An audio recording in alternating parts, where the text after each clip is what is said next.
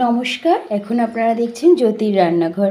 আজ অনেক দিন পর আপনাদের রান্নাঘরে আমি আমার নিজস্ব রান্নাঘরে এসেছি, যেখানে এতদিন আপনারা দিদিভাইয়ের রান্নাঘরে দিদিভাইয়ের মাকে দেখতেন। অনেকেই খোঁজ করছিলেন যে দিদিভাই কোথায় আছে। আমি ভীষণ পরিমাণে অসুস্থ, আমার গলাটা শুনে হয়তো আপনারা বুঝতেই পারছেন, সেই জন্য আমার ভিডিওটা আমার মা কন্টিনিউ করছে। দেখুন, এখানে আমি নিয়েছি 100 গ্রাম বোনলেস চিকেন, নিয়েছি 2 পিস পাউরুটি, আছে একটা বড় সাইজের চিজের টুকরো আর 2খানা কাঁচা লঙ্কা। এই পাউরুটির চারিপাশটা আমি কেটে বাদ দিয়ে নেব। বাদ দিয়ে কিন্তু সেটা ফেলবো না, আমি এটা ব্রেড ক্রাম্ব জন্য ব্যবহার করব। এইবারে মিক্সার গ্রাইন্ডারের মধ্যে আমি দিয়ে দেব যে বোনলেস চিকেনটা, পাউরুটির পিসগুলো একটু ছিঁড়ে তার সঙ্গে দিয়ে দেব 2খানা কাঁচা লঙ্কা, রসুন বাটা হাফ চামচ, কাঁচা লঙ্কা বাটা হাফ চামচ, আরও দিয়ে দেব 1 চামচ ভর্তি করে পেঁয়াজ বাটা, আর দিয়ে দেব হাফ চামচ আদা বাটা। যদি বাচ্চারা খায় তাহলে আপনারা এটা স্কিপ করে যাবেন কাঁচা লঙ্কাটা। আমি সম্পূর্ণ এটা রেডি করে নিয়ে এসে আপনাদেরকে দেখাচ্ছি। সম্পূর্ণ দেখুন উপকরণগুলো ঘুরিয়ে নিয়ে চলে এসেছি। কেমন সুন্দর হয়েছে আমার মা দেখিয়ে দিচ্ছে। একদম যে মিহি পেস্ট করতে হবে তা না, একটু দানা দানা থাকলে অসুবিধা নেই। চলুন তাহলে দ্বিতীয়বার প্রসেসে ফিরে যাই। দিয়ে দিচ্ছি হাফ চামচ পরিমাণে কালারের জন্য হলুদ গুঁড়ো, দিয়ে দিচ্ছি কালারের জন্য কাশ্মীরি রেড চিলি পাউডার। এটা সম্পূর্ণ অপশনাল, আপনারা চাইলে এটা স্কিপ করে যেতে পারেন। দিয়ে দিচ্ছি স্বাদ অনুসারে নুন। তবুও বলে রাখি, আমি এখানে ভর্তি করে 1 চামচ নুন দিলাম, আরও একটু সামান্য আমি অ্যাড করে দেব যদি লাগে। আপনারা নুনের স্বাদ তো সকলের সমান নয়, তবে আপনারা বুঝে একটু কম বেশি করে দিয়ে নেবেন। এবারে হাতের সাহায্যে খুব ভালোভাবে উপকরণগুলোর সাথে মিশিয়ে নেব এটা। দেখুন সম্পূর্ণ মাখা হয়ে গেছে। হাতের তারা একটু সাদা তেল নিয়ে নিয়েছে মা, নিয়ে এবার ছোট্ট ছোট্ট করে অল্প অল্প পরিমাণে এটা নিয়ে একটু হালকা হালকা হাতে গোল গোল করে নিতে হবে।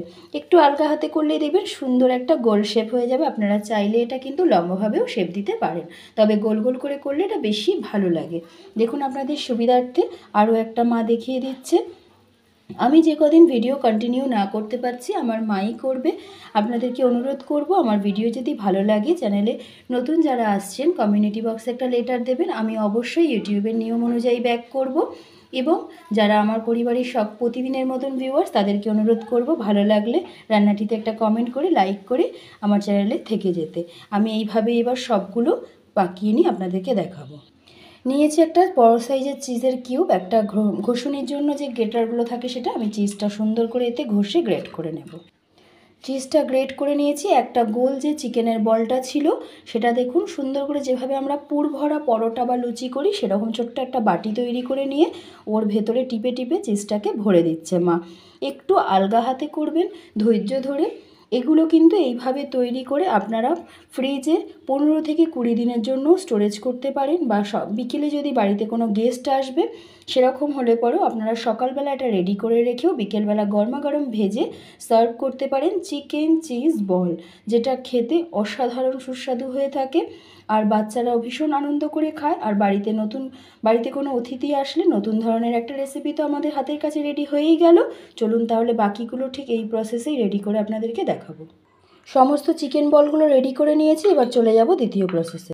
নিয়েছি এখানে কর্নফ্লাওয়ার, সামান্য পরিমাণে একটু জল দেবো। কর্নফ্লাওয়ারে কিন্তু বেশি জল দেবেন না, তাহলে তাড়াতাড়ি একদম একটা বেশি ব্যাটারটা জল জলে হয়ে যায়। এবার ভালো করে গুলে নেব।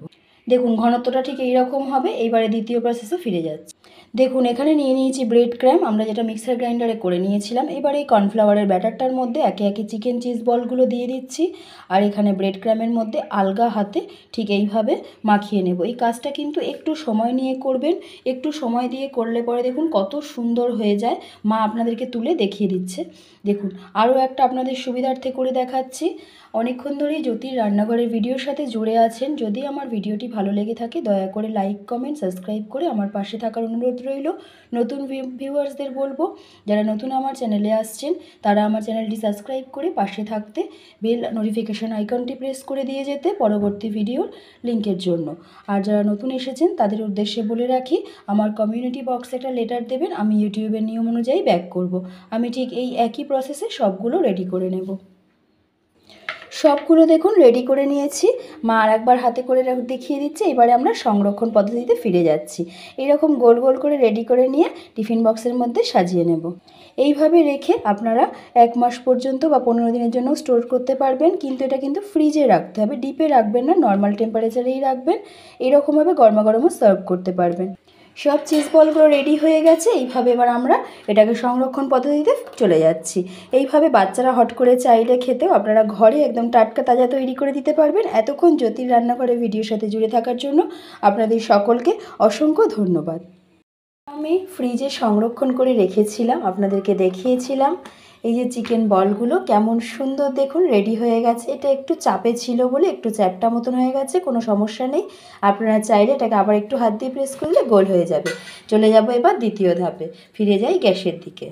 দেখুন গ্যাসে আমি সাদা তেল গরম হতে বসিয়ে দিয়েছিলাম। এবার একে একে গ্যাসের ফ্লেমটা কমিয়ে চিকেন বলগুলো দিয়ে দিচ্ছি। এই সময় কিন্তু একদমই গ্যাসের ফ্লেম বাড়ালে চলবে না।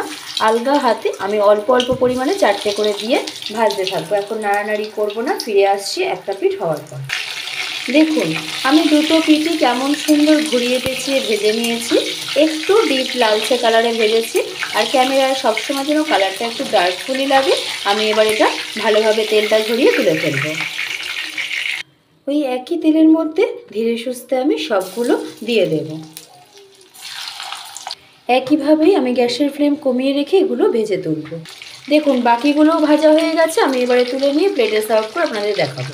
দেখুন কেমন সুন্দর জিনিসটা রেডি হয়ে গেল। আমি আপনাদের সুবিধার্থে একটা ভেঙে দেখাচ্ছি। দেখুন চিজটা ভেতরে পুরো সুন্দরভাবে এরকম রয়েছে। আপনাদের এই ভিডিওটি কেমন লাগলো আপনারা জানাতে কমেন্ট বক্সে ভুলবেন। এতক্ষণ ধরে জ্যোতির রান্নাঘরের ভিডিওর সাথে জুড়ে থাকার জন্য আপনাদের সকলকে আমার তরফ থেকে অসংখ্য ধন্যবাদ। সকলেই ভালো থাকবেন, সুস্থ থাকবেন।